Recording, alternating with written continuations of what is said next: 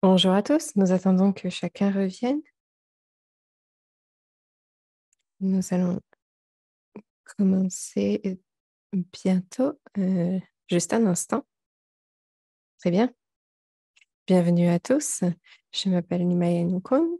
Je suis gestionnaire des euh, données et de l'apprentissage digital à CANSFE. Alors, merci de nous avoir rejoints pour cette Académie 2023. Et si vous nous rejoignez seulement aujourd'hui, bienvenue à la troisième journée de cette Académie. Comme vous le savez, l'Académie est conçue pour apporter une plateforme d'apprentissage pratique et accessible pour nos membres, nos collègues et nos pairs. Nous sommes très intéressés par votre perspective utile. N'hésitez pas à participer. Nous avons très hâte de saisir cette opportunité de soutenir nos membres à travers cette séance. La séance d'aujourd'hui est en partenariat avec Affaires mondiales Canada. Avant de commencer, je veux reconnaître que je vous rejoins aujourd'hui depuis Toronto, en Ontario, sur le territoire traditionnel des peuples Anishinaabe et Haudenosaunee. Je voudrais partager ma gratitude et mon respect pour tous les peuples autochtones de toutes les nations à travers l'île de la Tortue, les gardiens traditionnels du territoire sur lequel nous vivons et jouons. Alors, avant de commencer la séance, quelques questions d'ordre administratif. La séance sera disponible avec interprétation simultanée en anglais et en français. Alors, vous pouvez cliquer sur l'icône du globe en bas de votre écran pour sélectionner la langue de votre choix. La session est enregistrée et sera partagée également sur notre site web et dans un courriel de suivi. Si vous avez des questions durant la présentation, veuillez les écrire dans le clavardage et nous ferons de notre mieux pour y répondre à la fin de la séance. Si vous avez des difficultés techniques, veuillez écrire un message à ma collègue Nicole Jamrosinski qui vous apportera l'assistance technique dans le clavardage. Merci à tous et merci à nos présentateurs d'aujourd'hui. Accueillons Elisabeth Dyke qui présidera cette session. C'est une collègue très proche à CNSFE et nous sommes ravis de l'avoir avec nous. Elle vous parlera un petit peu de l'éthique pour les programmes de santé et euh, de défense des droits. Aussi en matière de redevabilité. Elle est rejointe aujourd'hui par le Dr Mike Lange, par le Dr Benu Sharanjani, Sophie Bourdon et le Dr Oresto Munishi. Merci à tous de m'accueillir pour parler de cet important sujet. Je veux commencer par reconnaître que je suis située sur le territoire non cédé de la nation Algonquin et Anishinaabe. Et je veux reconnaître en signe de respect les peuples autochtones de l'île de la Tortue, dans le passé et présent, que je reconnais comme les gardiens de cette terre et des contributeurs très importants. À la traduction simultanée en français. Aussi, une de notre panélistes va parler en français aussi. Vous pouvez aussi poser des questions dans le chat en français ou en anglais. In terms of our agenda, I'm going to just be doing a 50. Pour ce qui est de notre programme, ma présentation va durer 15 minutes, ma présentation sur le guide. Puis nous aurons une discussion de 30 minutes avec nos panélistes, puis enfin une période de questions de 15 minutes. Comme je l'ai dit, n'hésitez pas à nous envoyer vos questions dans le clavardage et je vais présenter chacun de nos panélistes brièvement avant de commencer. Et il y a le docteur Mike Lang, un spécialiste des histoires et histoires numériques, la docteur Benu Sharanjani, en suivi de santé et évaluation. Elle est spécialiste à HealthBridge, Sophie Bourdon et le docteur Oresto Munishi. Aujourd'hui, je vous rejoint en collaboration avec le secrétariat KNSFE sur les mesures des, euh, des groupes de travail sur les mesures et sur Assistance Globale et avec Assistance Globale Canada. Je vais commencer par une photo de euh, euh, elle a été atteinte de cancer du col de l'utérus et on a décédé. Elle n'a jamais reçu d'argent et sa famille n'en a pas non plus reçu. Euh, Dans un autre exemple, entre 1932 et 1972, les services publics de santé aux États-Unis ont créé un fonds pour une étude sur la syphilis pour les hommes, mais ces initiatives euh, ont été sous-financées, malheureusement. Alors, l'éthique est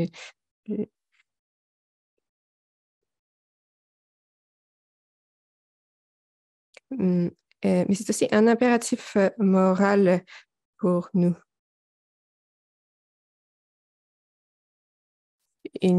Donc, il y a beaucoup d'informations éthiques autour des recherches universitaires, mais pas nécessairement concernant le suivi et l'évaluation.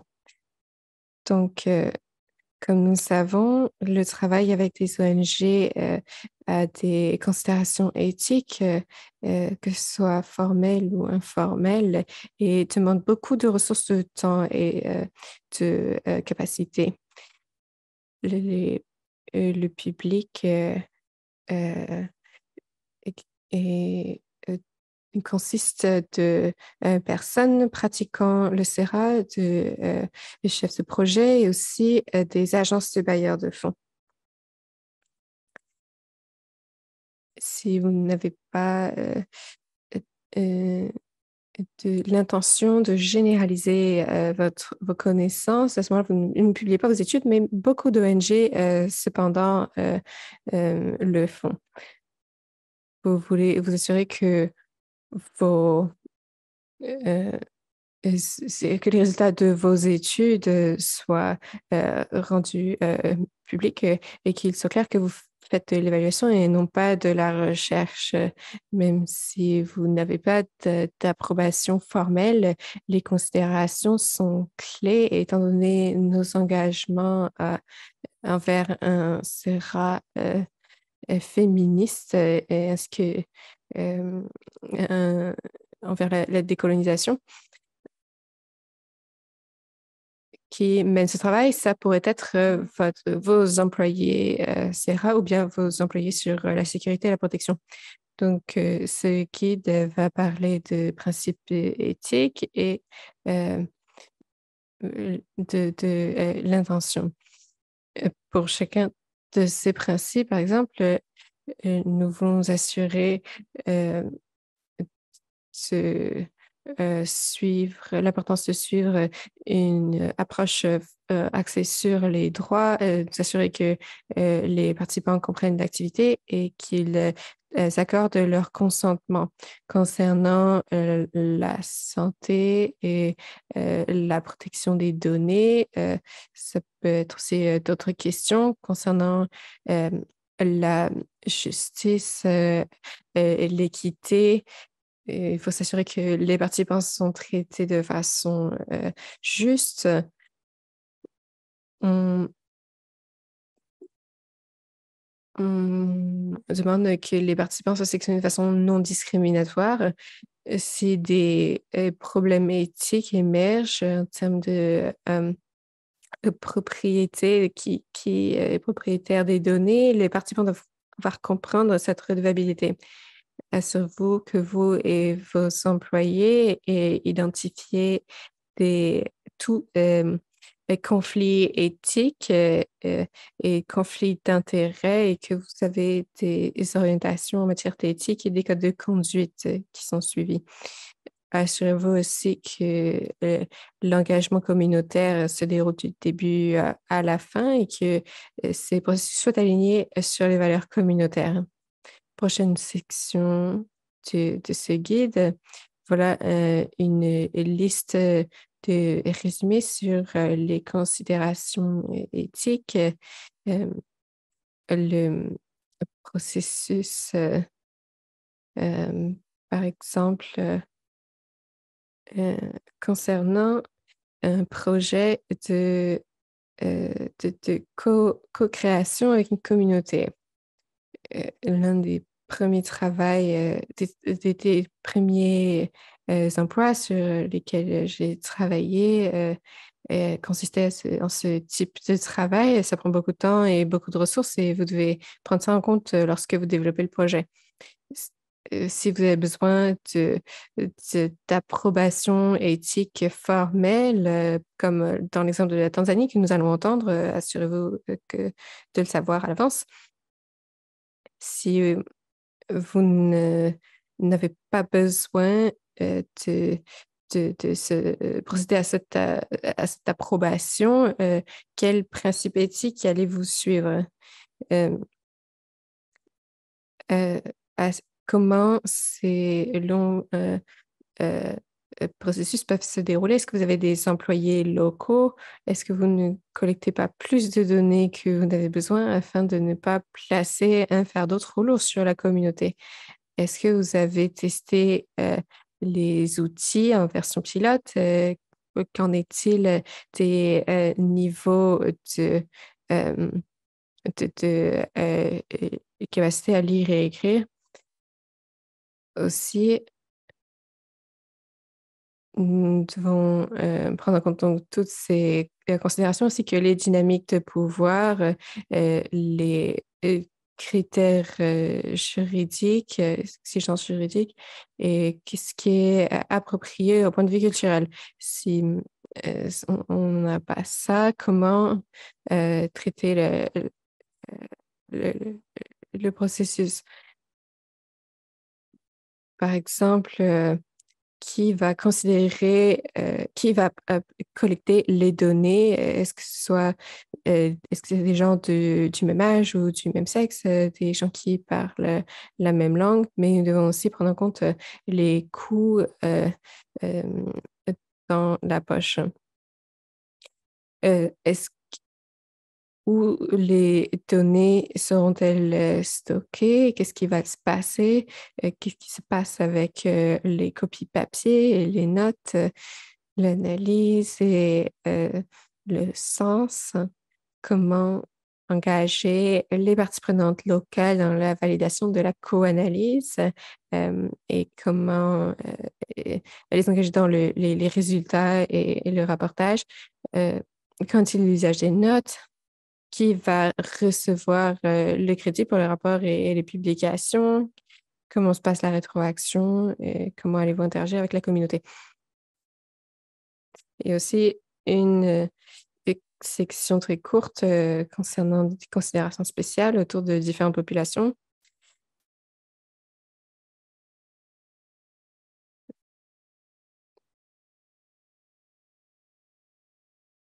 Par exemple, si vous travaillez avec des enfants ou des adolescents, vous devez obtenir le consentement parental. Vous devez vous demander lorsque vous allez euh,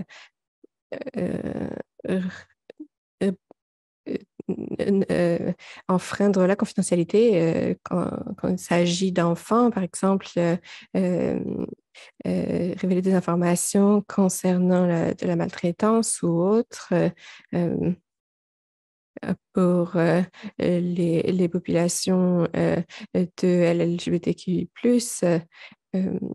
il y a beaucoup de considérations que nous n'avons pas incluses à ce guide, mais il y avait, par exemple, des risques dans certains cas de collecte de données euh,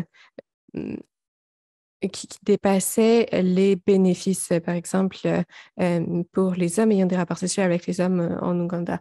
Alors, je vais demander s'il n'a pas encore été fait d'inclure des ressources dans le clavardage et ça pourrait aider aussi les personnes travaillant avec des groupes autochtones et ceux travaillant sur la violence fondée sur le genre. Je pense que ces domaines nécessitent beaucoup d'informations supplémentaires, mais il y a déjà quelques discussions menées là-dessus dans le guide. Et nous avons aussi des ressources sur l'éthique, des exemples d'autres pays et des lignes. Et certaines associations professionnelles ont publié ces conseils, comme par exemple la Société d'évaluation canadienne. Vous avez différents fichiers et modèles et d'outils qui sont disponibles pour différents formulaires, formulaires de consentement par exemple. J'ai trouvé ça extrêmement utile, par exemple, pour ce qui est de l'UNICEF.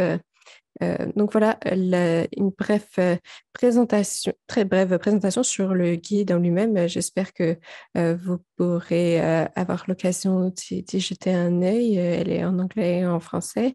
Et c'est un document en vie comme d'autres documents KNCFE. Donc si vous avez des commentaires ou des questions là-dessus, vous pouvez contacter KNCFE et nous vous apporterons des ressources supplémentaires également. Je vais arrêter le partage d'écran afin qu'on puisse voir tout le monde.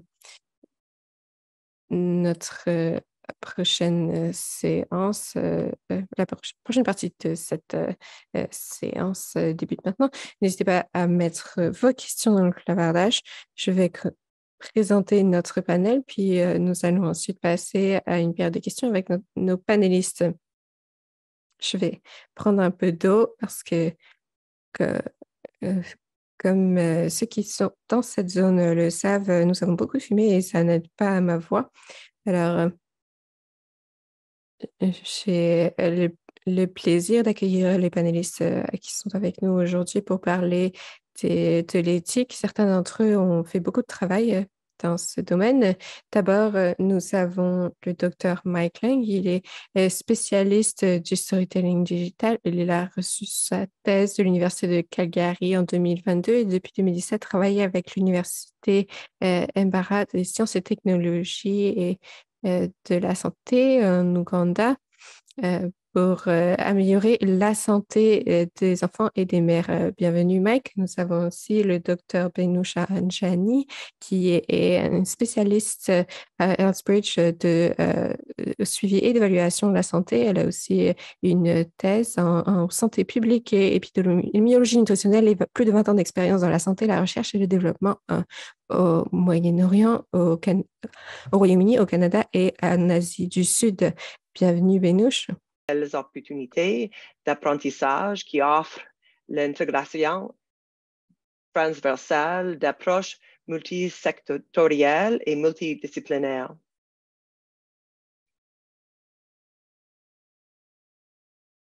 And then, even though I have my translation off, it's still going in my ear. Et puis ensuite, bien que j'ai désactivé la traduction, je l'entends toujours dans mes oreilles, donc c'est très difficile. Désolée pour cela. Alors ensuite, le docteur Oresto Munichi, qui a 15 ans d'expérience en conception de programmes de suivi et d'évaluation en matière de VIH, de santé de la mère et de l'enfant, de nutrition et des systèmes de santé, renforcement des capacités. Et il travaille actuellement en tant que directeur de l'information stratégique. Il est également un candidat en doctorat en Finlande. Il nous a signalé que sa connexion Internet était un peu difficile. Alors, s'il doit garder sa caméra coupée, nous comprenons. Alors, merci à votre présence à chacun sur ce panel. Nous allons commencer par des questions pour chacun d'entre vous, commençant par Benouche. Je vais commencer. Alors, Benouche, comment est-ce que Healthbridge décide d'utiliser des processus éthiques formels ou plutôt informels? Merci beaucoup. Merci, Elisabeth, pour l'introduction. et pour cette question. Avant tout, je veux mentionner qu'Elbridge a, a un mandat de recherche. Beaucoup d'organisations n'ont pas ce mandat, mais nous l'avons. Donc, s'il y a une opportunité de, euh, de faire le processus d'approbation de l'éthique, alors nous savons faire. Puis nous prenons aussi en compte des projets d'une perspective de recherche. Nous, nous, euh, nous demandons aussi quelles sont nos capacités.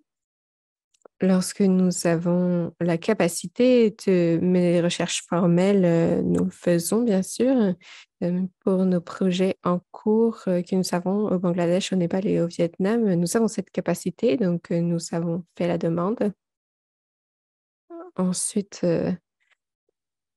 notre point concerne plus la nécessité euh, d'une autre approche en matière de processus d'approbation éthique. Nous travaillons avec nos partenaires en général dans différentes communautés et ils ont une très bonne connaissance de leur communauté, de ce qui fonctionne, de ce qui est approprié au point de vue culturel, de quels sont les défis. Mais lorsqu'on ajoute cette norme éthique, ça ajoute une couche supplémentaire et donc c'est ce que et plus orienté vers la recherche. Donc c'est ce que nous faisons à travers ce processus. Nous apprenons des évaluateurs et nous sommes très heureux de cela parce qu'il y a des commentaires faits par les évaluateurs qui nous aident à affiner les choses, à affiner bien sûr nos outils et nos processus. Ensuite, autre considération, est-ce que nous avons le financement des bailleurs de fonds? Est-ce que, est-ce que nous avons le temps euh, de mener ce processus éthique? Ça prend beaucoup de temps et il n'y a pas toujours le temps pour chaque projet. Les gens n'ont pas forcément le temps. Merci beaucoup, Benouche.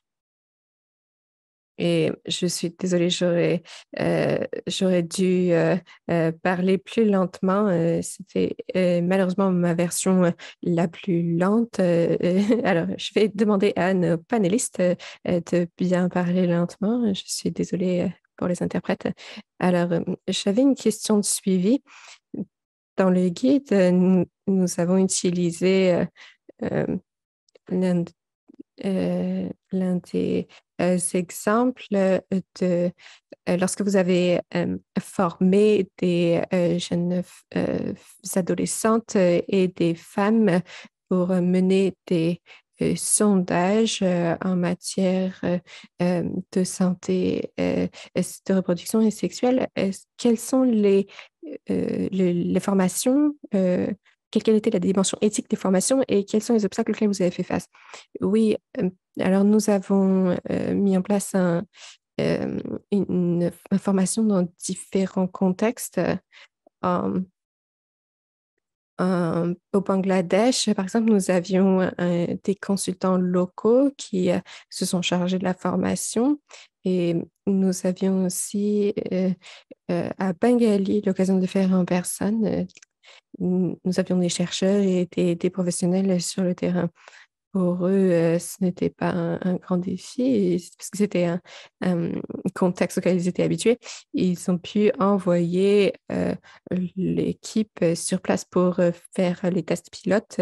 Puis ensuite, en fonction des résultats de ces tests pilotes, ils nous ont envoyé leur rétroaction et nous avons mis à jour quelques éléments de nos outils. Et c'était une très bonne approche. Nous travaillions avec la population des bidonvilles au Bangladesh essentiellement, et donc il y avait une question de sélection du panel pour le test. Ce n'était pas forcément une question ayant trait à la formation même. Hum, la formation a été délivrée en ligne parce qu'il y a du Népal, c'était au milieu de la pandémie. Nous ne pouvions pas nous rendre sur place pour délivrer la formation. Mais nous avons Nicep, l'un de nos collègues, je pense qu'il est ici lors de la réunion. Et dans cette réunion, il est du Népal, il parle le népali et ça a été l'une des raisons principales pour lesquelles nous avons pu mener la formation en ligne. Il y a eu beaucoup de leçons à retirer de ce processus. En fait, les obstacles liés à la formation en ligne étaient plus des problèmes techniques, je dirais, à cause d'une mauvaise connexion. Euh, Nous travaillions avec un groupe de chercheurs et une équipe de mise en œuvre basée dans une région montagneuse avec une connexion Internet très instable. Puis il y avait aussi le décalage horaire. Donc, pendant 3 nuits à la suite, Nicep et moi avons fait la formation en ligne. Et c'était vraiment très, très tard à Ottawa. Je suis à Calgary moi-même. Pour moi, ça allait. Et donc, nous avons terminé le matin, mais c'était très, très tard pour Nicep. C'est l'un des obstacles que nous avons fait face. Alors, je dirais pour cela aussi, euh, offrir la formation dans la langue locale était l'une des forces de ce programme. Il n'y avait euh, aucun un élément mal compris, aucun malentendu. Les participants pouvaient comprendre tout ce qui était délivré dans la formation. Euh, Nous avons aussi une équipe de collecte de données composée de femmes pour ce qui est de la collecte de données euh, pour les femmes. Mais même euh, l'un des adolescents, certaines des voix adolescentes dans le focus group étaient très à l'aise avec les coordinateurs femmes, les coordinatrices qui facilitait la session. Nous avons réalisé un test pilote euh, euh, avec un panel très réduit en tant que partie de cette formation. Ça a été vraiment utile et la collecte de données a vraiment facilité la discussion euh, du focus group qui a suivi. Donc, nous avons reçu leur rétroaction et nous avons procédé au changement requis. Merci beaucoup, Pénouche. Je pense qu'il y a beaucoup à apprendre ici. Je vais ensuite maintenant me tourner vers Sophie. Informel. Quelle alternative de l'éthique formelle est-ce que Santé Monde utilise pour votre travail en Serra? Et pourquoi avez-vous décidé d'utiliser des processus plus informels? Oui, merci Elisabeth, puis merci pour l'invitation. C'est un plaisir aussi de collaborer à ce panel-là avec les invités qui sont représentés aujourd'hui. Pourquoi on a décidé d'opter pour l'informel? Peut-être d'abord, je commencerai je me suis beaucoup questionnée en fait sur ce qu'on voulait dire par informel, parce que souvent, je considère que le terme informel est négativement connoté, hein, comme si faire de l'éthique informelle, c'est ne pas en faire vraiment.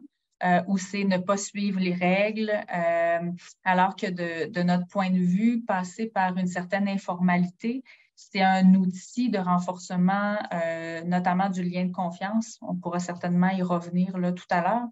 Mais on s'est tourné, entre autres, pas seulement, mais entre autres vers des pratiques informelles parce qu'on travaille dans des conditions où on a à adresser des enjeux très délicats. On pense par exemple à la santé sexuelle et reproductive, qui sont des enjeux dans le cadre desquels c'est important d'avoir différentes avenues possibles d'éthique applicable.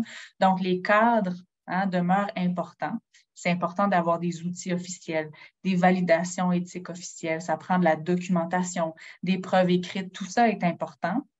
Mais pour la qualité de l'information et l'approfondissement de la qualité des données probantes qu'on va recueillir, on a besoin aussi de s'appuyer sur certains processus qui sont davantage ancrés dans les communautés. On travaille à Santé Monde, on a le privilège de collaborer avec des communautés un peu partout à travers le monde qui ont des pratiques orales importantes.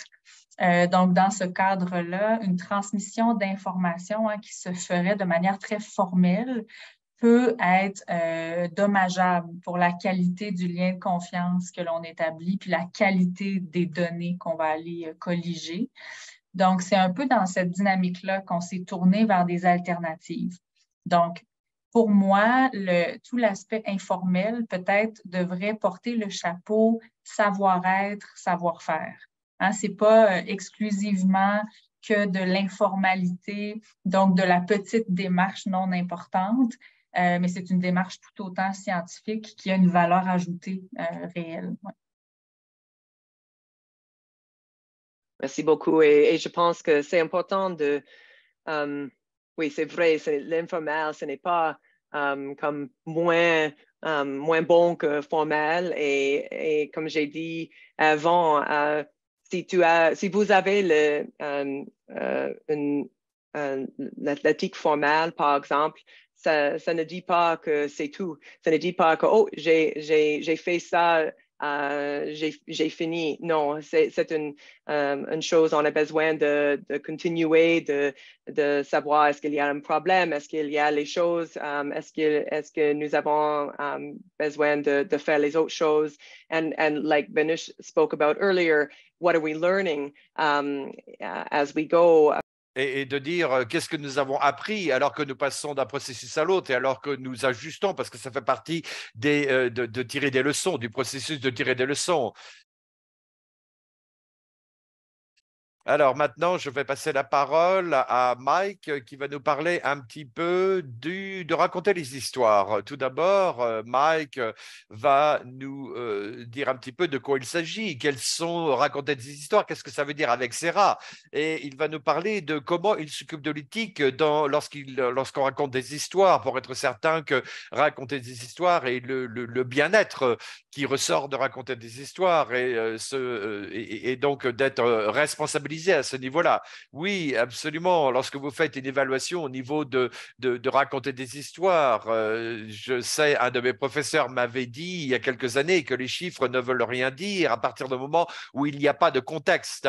Et je pense que beaucoup de gens, surtout au niveau du côté évaluation du projet, lorsque vous racontez des histoires, eh bien, ça aide à mettre les choses en contexte avec ces chiffres et ça veut dire que ça donne de la significance, de la signification à cela. Et donc, raconter des histoires, avec Serra, c'est une très bonne approche. Je pense aussi que... Hop, pardon.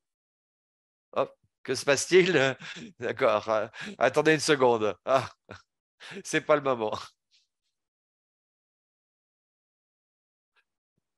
Ah ben, ça se passe une fois de temps en temps, excusez-moi. Alors aussi, lorsqu'on parle de raconter des histoires et de Serra, eh bien, une des choses que ça peut faire, ça peut que les gens peuvent peut-être apprécier les chiffres. Ça aide aussi les gens à savoir, à s'engager, à comprendre et de pouvoir s'en occuper plus profondément. Et je pense que c'est là où on raconte des histoires, ça peut nous aider. Ça nous dit là où on peut s'améliorer, ou si on peut faire les choses différemment et pourquoi c'est important. Et lorsque vous voulez que les gens comprennent pourquoi, peut-être vous comprenez cette phrase de Simon Sinek dans le TED Talk qui dit c'est toujours bien de commencer avec pourquoi. Et c'est ce que peuvent faire les histoires dans ce contexte de pouvoir faire une évaluation. Pourquoi est-ce que nous montrons ces chiffres? Pourquoi est-ce que ce projet est important? Voici l'histoire pour contextualiser tout cela. Et donc, oui, absolument. Ça, c'était donc ma première réponse. Elisabeth, quelle était la deuxième question? La deuxième question, c'était de savoir comment est-ce que vous vous êtes occupé de l'éthique lorsque vous racontez des histoires. Eh bien, oui, c'est vraiment très intéressant de pouvoir rebondir sur ce que disait Sophie. J'ai écrit un chapitre dans ma thèse qui s'appelle donc avec les gants blancs. Comment mettre les gants blancs? C'est quand vous essayez de trouver de la poussière sur les lampes ou dans les couloirs.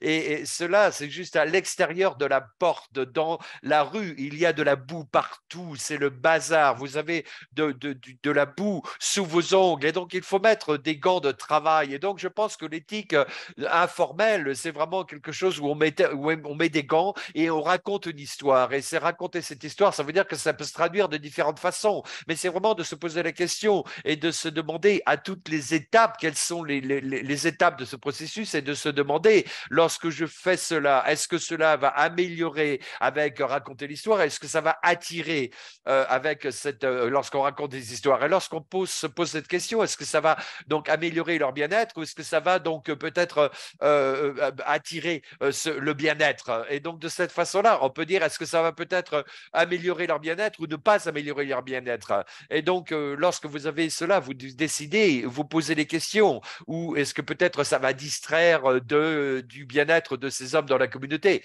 Et donc, c'est lorsque on raconte des histoires à propos donc du bien-être, lorsque je forme des gens pour raconter des histoires, je veux me focaliser là-dessus, en racontant cette histoire, en posant cette question, en incorporant cette partie de la vie de cette personne dans cette histoire. Est-ce que ça va peut-être faire baisser le bien-être ou améliorer le bien-être? Et donc, c'est comme cela que je peux cadrer les choses. Ça vous permet de prendre des décisions à ce moment-là, lorsque vous avez des gants, et donc dans une situation qui est boueuse, on va dire quelquefois.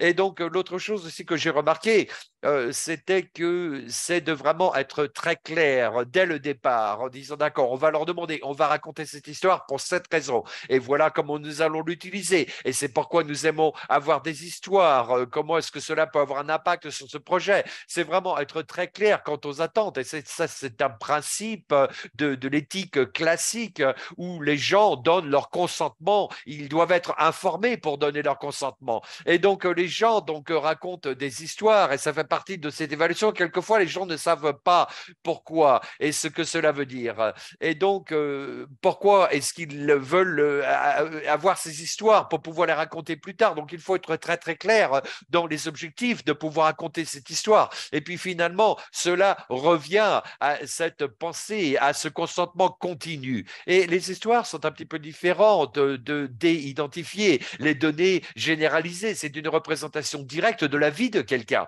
Et par conséquent, les histoires, ce ne sont pas des choses qui peuvent être achetées et vendues. Non, ce sont des représentations directes de cette personne, et elles doivent donc être traitées différemment. L'histoire de quelqu'un, c'est une histoire qui leur appartient, c'est à eux. Et donc, on leur dit, cette histoire est à vous, c'est votre histoire. Vous leur demandez les consentements pour qu'on puisse partager cette histoire, pour maximiser l'impact pour un projet particulier, sur l'impact d'un projet de particulier. Donc, les raconteurs d'histoire, ce sont des histoires qui leur appartiennent. Ils n'ont pas toujours, ils ne doivent pas toujours le partager forcément, mais c'est pour améliorer les choses. Et lorsqu'on continue dans ce processus, c'est bien ce que ça veut dire, que si vous voulez partager cette histoire à l'extérieur du contexte d'origine où cette histoire a été créée, lorsque vous racontez cette histoire, vous pouvez la créer dans ce rapport d'évaluation, mais on peut penser que c'est merveilleux de pouvoir le partager avec ce groupe de preneurs de décision, et vous pouvez revenir encore et en demandant, est-ce qu'on peut partager cette histoire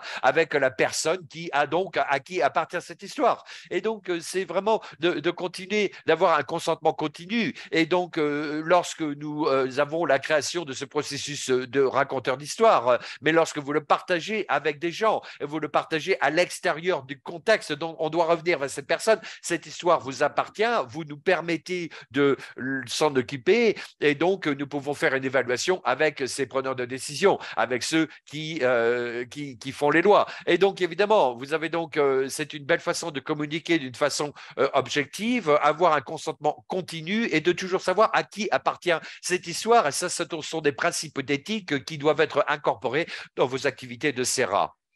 Merci beaucoup, ça nous aide beaucoup, c'est très intéressant, et je pense que cela aussi s'applique lorsque vous racontez des histoires, lorsque vous dites, est-ce que ça peut améliorer ou est-ce que ça peut peut-être ne pas améliorer la vie de quelqu'un. C'est bien plus accessible de savoir le pourquoi, quels sont les objectifs et les attentes, et d'avoir le consentement continu pour cette histoire lorsque vous faites des recherches, que lorsqu'on fait de la surveillance sur le temps. Et puis évidemment cette appartenance, donc cette histoire qui appartient à cette personne, et d'autres méthodes, et surtout lorsque nous décolonisons et lorsque nous avons la participation de la communauté. Merci beaucoup pour cela.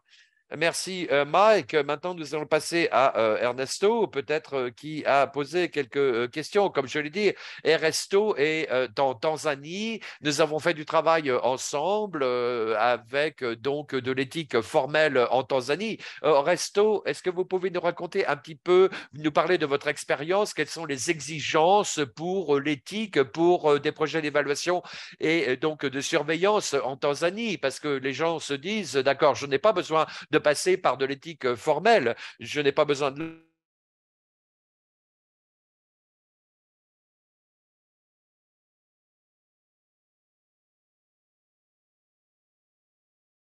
Thank you very much, Elizabeth, and everyone else. Speaking from Morogoro, a little bit outside Dar es Salaam, which is a business city for Tanzania, and I hope you can hear me well. So a little bit of a difference from what everyone else has described. In Tanzania, and I believe in many resource-limited countries, we've moved a very long journey into describing and formalizing our ethical needs. Actually, we have ethics. Ethical approval is required for anything that is human subject. You know, like any information that is based on a person, you are required to get an ethical approval to manipulate that information, to analyze it, and even to, to present it in any form of a third party. It is okay if you are running a program. For instance, if you are collecting data, information from a hospital based, and you are just registering patients and using that information for the benefit of the patients, that's fine. You do not require ethics as much as this information is already pre-registered. But even with that information, which we call it routinely collected information, if you start asking questions like, what if, or why this or why that, information that requires sort of an additional information from the subjects, even if that information has already been priorly collected as a routine information, you still require an approval, ethical approval to go through that. And that is the first layer. That is sort of like the first understanding of where is ethics required. So even in evaluation, where you have run a project, for instance, for nutrition, and you have supplied some substances or nutrients, and you have collected information about the recipients, things like age, sex, and stuff, which is a program. Then if you require to evaluate that program, if you start asking as a... Donc, il faut commencer à vous demander combien est-ce que les bénéfices, combien est-ce que le processus de recherche va vous bénéficier. Donc, ça devient une forme d'évaluation, en fait. Une fois que c'est fait, le processus va un petit peu plus loin, en tout cas pour ce qui est de la Tanzanie. Nous avons établi un mécanisme où il y a 2 conseils spécifiques qui procèdent à la validation de l'éthique de recherche et de tout type d'éthique. Donc, nous avons par exemple un Institut national pour la santé qui a pour obligation de respecter les protocoles et de toute l'information dans le cadre de l'évaluation qu'il mène. Et ils font part de ça, de ces exigences à la communauté visée. Nous avons aussi des systèmes dédiés à rendre les coûts plus efficace. C'est un peu un comité scientifique, c'est un genre d'organes qui travaille entre l'évaluation et la recherche. Donc, il y a la science de l'évaluation, mais il faut aussi contenir ces composantes. Encore une fois, si une évaluation particulière est nécessaire en dehors du pays, vous devez recevoir un appel au pays. C'est pour une bonne raison. Nous savons bien sûr que nous sommes un pays aux ressources limitées. Nous avons beaucoup de jeunes personnes qui aspirent aussi à devenir des investigateurs, par exemple. Et donc, il y a un besoin de financement interne pour la recherche et pour l'évaluation. Ces financements ne sont pas très hauts.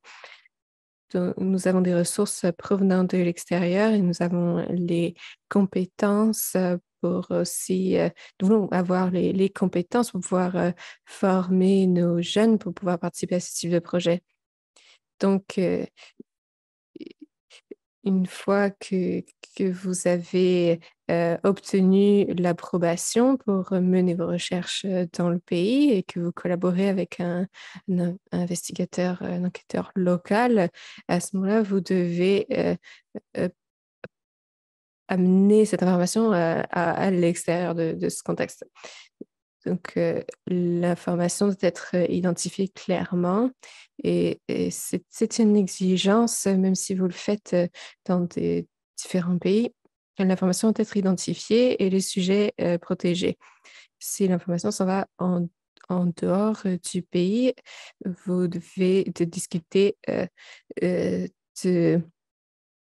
informations du transfert d'informations et ça doit se faire sous forme d'entente. Les données qui s'en vont à l'extérieur doivent être définies dans le cadre de cette entente. Par exemple, si vous transférez cette information vers l'extérieur, il faut décider de l'analyser selon une autre méthode que ce que vous avez décrit lors du transfert, à l'entente de transfert de données. Vous devez revenir dans le pays en question. Et si vous avez, par exemple, d'autres éléments à rechercher, vous devez aussi revenir dans le pays. Et par exemple, si vous avez récolté des documents,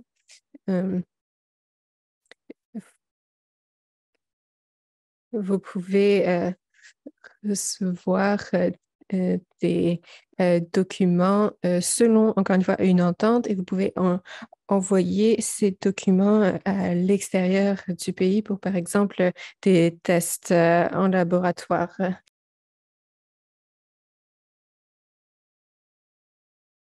Et donc, avec ce différent agrément, ce transfert d'agrément, eh bien, encore une fois, ce sera comment pouvoir utiliser ces documents et si on peut être d'accord et ça va vous permettre de continuer. Et ce mécanisme qui semble très restreint, eh bien, il faut du temps pour pouvoir savoir pour l'intérêt de ces personnes dans les pays, au niveau des sujets, il y a des gens qui sont dans des endroits très isolés. Ils ne savent pas ce qui se passe avec les documents qu'on leur donne, les informations qu'on leur donne. Et donc, le pays essaie vraiment de pouvoir les joindre.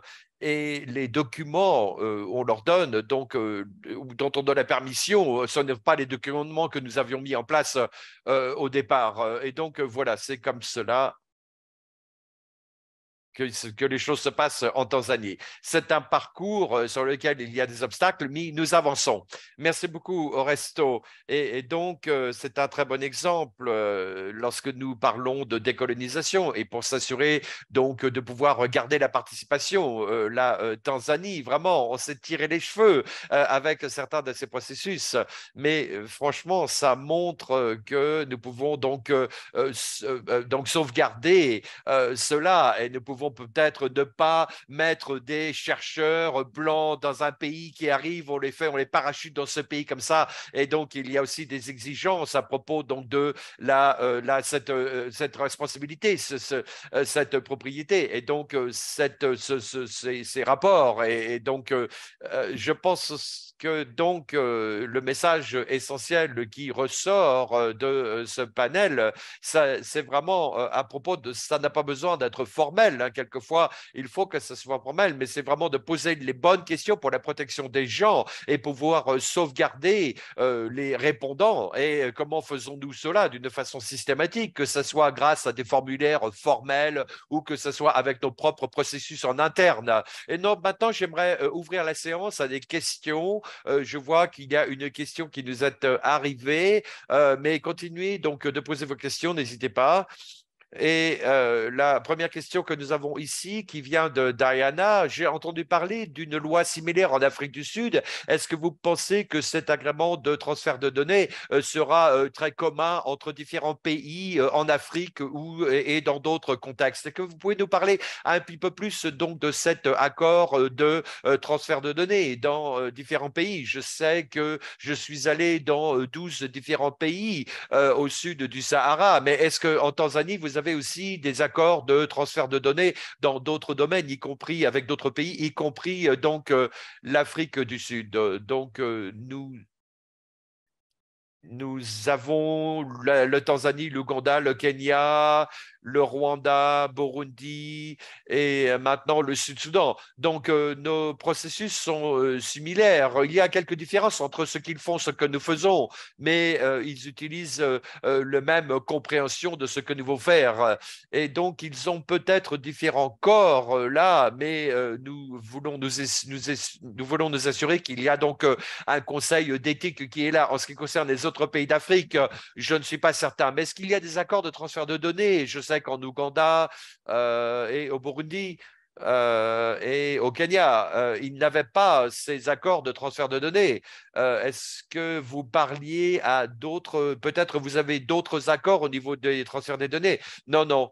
Non, non, mais ça ne me surprendrait pas parce que la Tanzanie, souvent, ce sont les leaders en tant que protection. J'ai remarqué que avec donc les habitants. Mais donc ça ne me surprendrait pas s'il y avait un suivi, mais c'est une question qu'il n'y ait pas des gens qui arrivent, qui font la collecte de données et donc je pense que c'est ça, ce sont des dommages qui ont créés depuis quelques années. Je ne vois pas d'autres questions dans la clavardage. Vous pouvez aussi lever la main, hein. Je vais poser des questions moi-même en attendant que d'autres posent des questions. Une des questions qui revient assez souvent, je vais poser cette question à tout le panel. Lorsque j'écrivais cette note donc de directrice, et je vois il y a des notes qui avaient été prises et pour nous aider avec ces notes donc de directrice. Quelquefois, vous avez les défis des ressources, de capacité et de pouvoir s'occuper des considérations d'éthique. Est-ce que vous avez peut-être des choses à dire là-dessus?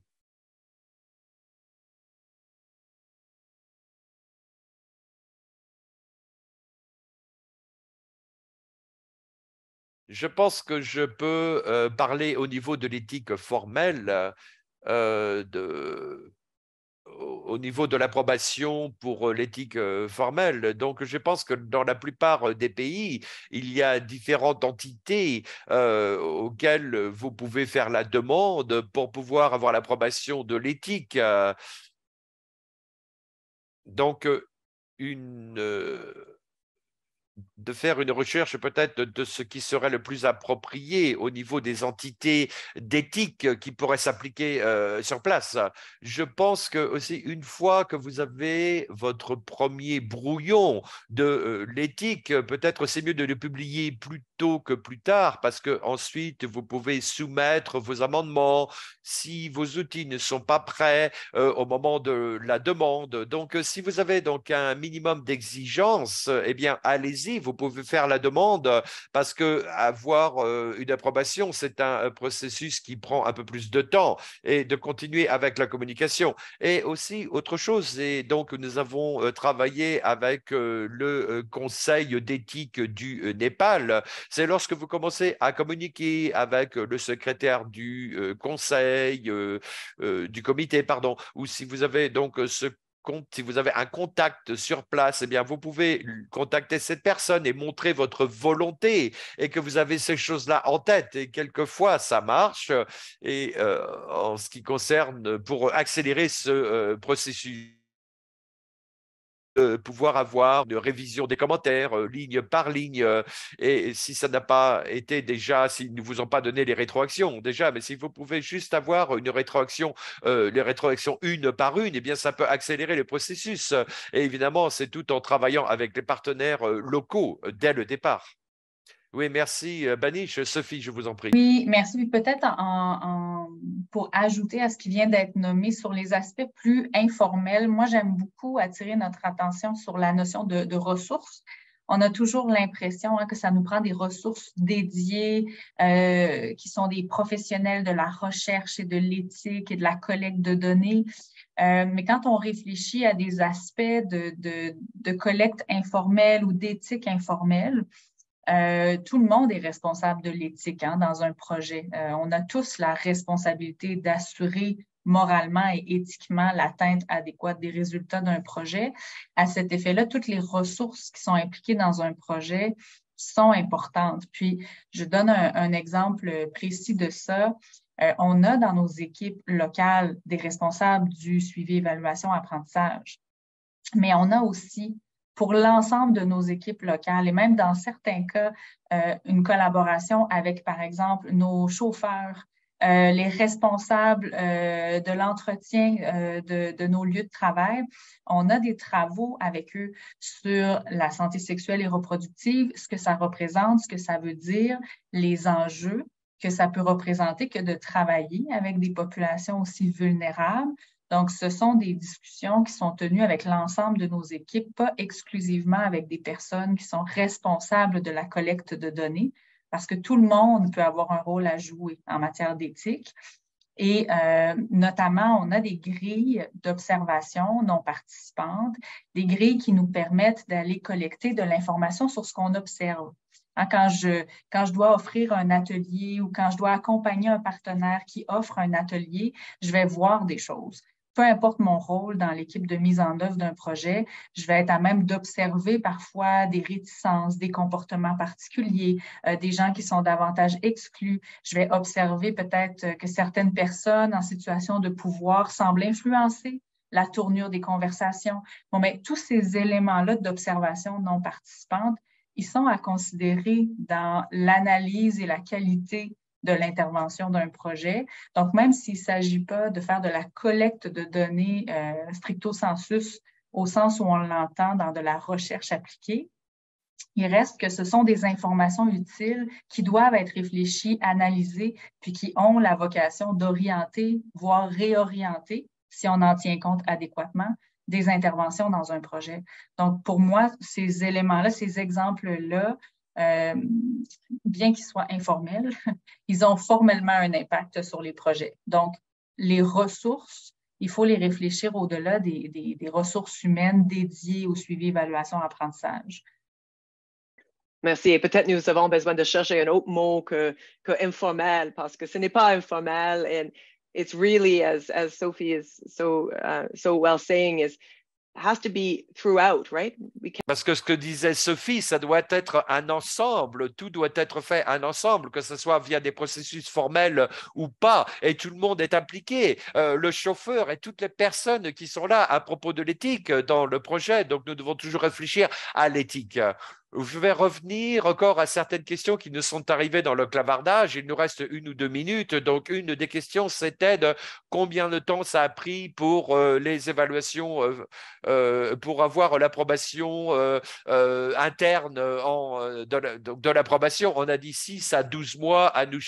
Anoucha a dit 6 à 12 mois, mais peut-être nous avons des panélistes ça peut être 3 mois, ça peut être jusqu'à 12 mois.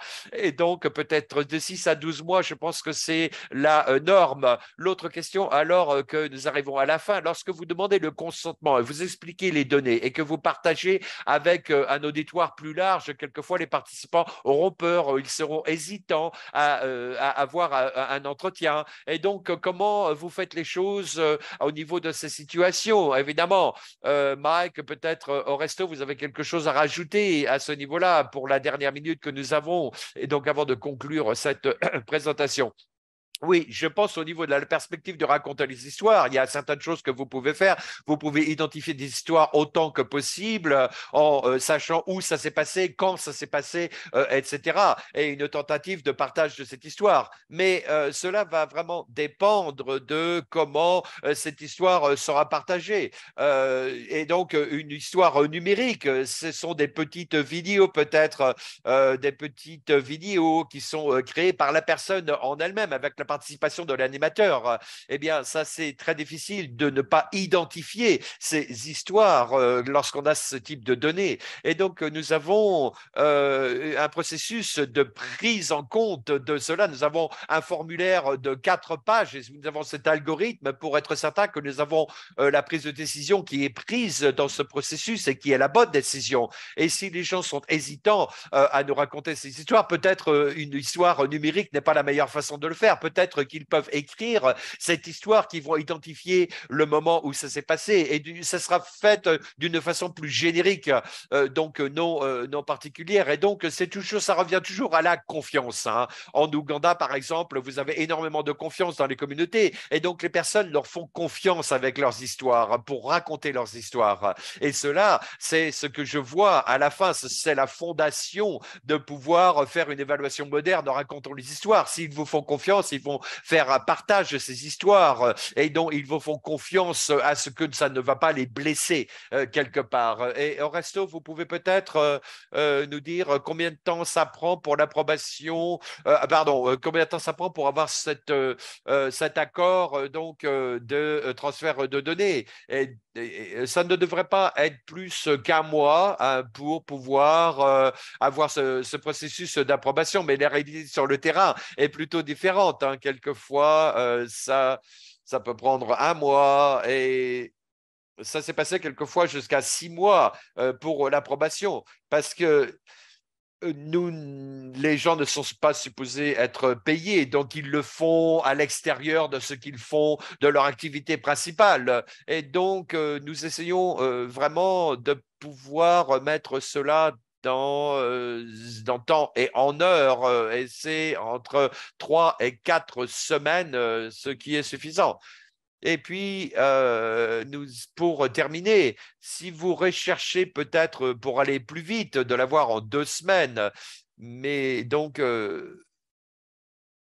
je, je pense que vous pouvez le mettre sur une clé USB et c'est beaucoup plus facile lorsque vous essayez d'expédier les choses.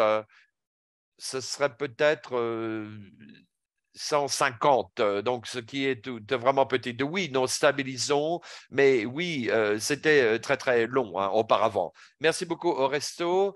Donc, je pense que la leçon à tirer à cela, c'est que ce soit que l'éthique soit formelle ou informelle, nous devons pouvoir mettre les ressources et les capacités et le temps dans cela. Et nous allons voir plus de choses comme les Affaires mondiales Canada qui vont pouvoir avancer et qui ce sera de plus en plus important d'avoir des façons plus systématiques de pouvoir avoir un processus beaucoup plus formel pour montrer que vous avez fait cela d'une façon systématique. Je suis désolé si nous avons dépassé le temps qui nous était donné, mais c'était vraiment une discussion très intéressante. Je sais que nous aurions pu en parler plus lentement, mais cela vous donne un sens de ce domaine et de ce que les gens ont trouvé, que les gens ont trouvé des façons de faire pour pouvoir surmonter ces défis. Je remercie tout le monde, Oresto, Mike, Sophie, Benouche. Voilà, nous sommes très heureux de vous avoir eu parmi nous et nous avons hâte de pouvoir les commentaires dans le guide. Merci beaucoup. Merci. Merci. Je ne sais pas si je repasse cela à KNSFE ou pas.